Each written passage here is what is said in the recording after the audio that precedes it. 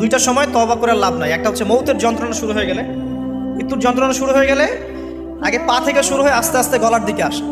হাদিসে যেমনটা এসেছে, সূরা ওয়াকিয়ার মধ্যেও আছে যে পায়ের দিক থেকে যন্ত্রণা শুরু হয়ে আস্তে আস্তে আস্তে আস্তে এই গলার দিকে আসে, এবং আত্মাটা গলার এখানে যখন চলে আসে, এখান থেকে মালাকুল মউত আত্মাটাকে নিয়ে চলে যায় এবং চোখ দিয়ে তাকিয়ে থাকে মানুষ। রুহটা চলে গেলে মানুষ চোখ দিয়ে তাকিয়ে থাকে, দেখবেন এই কারণে মৃত ব্যক্তি তাকিয়ে থাকে, চোখ খোলা থাকে। এবং তখন আসমান থেকে সিঁড়ি নামিয়ে দেওয়া হয়, ওই সিঁড়িতে করে আত্মা চলে যাচ্ছে, ও তাকিয়ে দেখে যে আত্মা চলে যাচ্ছে। এবং মানুষ মারা যাওয়ার পরে চোখ জীবিত থাকে অনেকক্ষণ।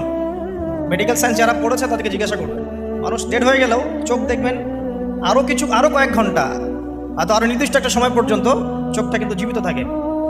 এই জন্যে চোখ বন্ধ করে দিতে হয়। যাই হোক, যেটা বলছিলাম যে মৌতের যন্ত্রণা শুরু হয়ে গেলে তওবা করে লাভ নাই, তওবার দরজা বন্ধ।